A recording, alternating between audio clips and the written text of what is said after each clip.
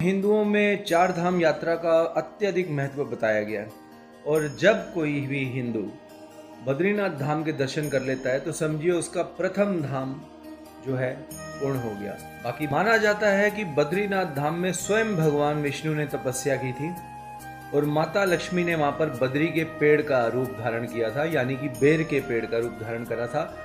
उसकी छांव में माता लक्ष्मी चाहती थी कि बैठकर भगवान नारायण जब पूजा करेंगे, तपस्या करेंगे तो उनको गर्मी ना लगे।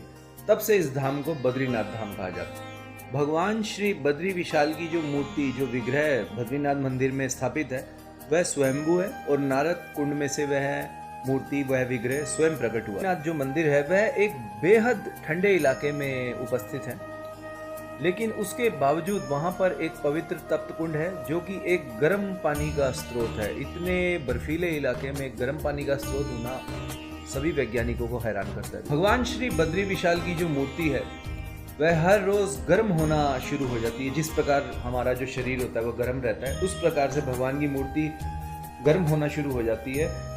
उसको ठंडा रखने के लिए भगवान की मूर्ति को रोज उस पर चंदन लगाया जाता है। जब बद्रीनाथ मंदिर के कपाट 6 महीने के लिए बंद किए जाते हैं, उससे पहले मंदिर में एक दिव्य दिया जलाकर छोड़ दिया जाता है और जब कपाट 6 महीने बाद खुलते हैं तो वो दिया तब भी जल रहा होता है जस का तब। बद्रीनाथ धाम के जब कपाट बंद किए जाने वाले होते हैं उस समय वहाँ पे कुछ दिव्य कमल पुष्प भी रख दिए जाते हैं।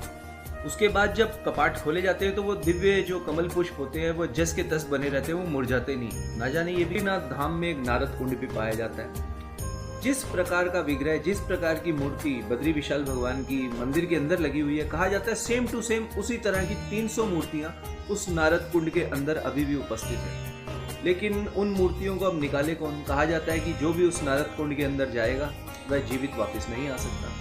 ऐसी मान्यता है कि जब बद्रीनाथ मंदिर के कपाट बंद हो जाते हैं तो स्वयं देवतागण, स्वर्ग के समस्त देवता आकर भगवान बद्री विशाल की अगले 6 महीने तक पूजा अर्चना करते हैं। बद्रीनाथ धाम एक बहुत अत्यंत पवित्र स्थान है और सभी सनातन धर्मियों को हो सके तो अपने जीवन में कम से कम एक बार तो श्री भगवान बद्री नारायण के दर्शन करने अवश्य ही जाना चाहिए। बद्रीनाथ धाम पहुंचने के लिए आपको कोई पैदल यात्रा या ट्रैकिंग का मार्ग नहीं अपनाना पड़ेगा, क्योंकि वहां पर पक्की सड़क बनी हुई है और डायरेक्ट आप किसी भी बस, टैक्सी से मंदिर के पास तक उतर सकते हैं। देश के किसी भी कोने से श्री बद्रीनाथ धाम पहुंचना बहुत आसान है।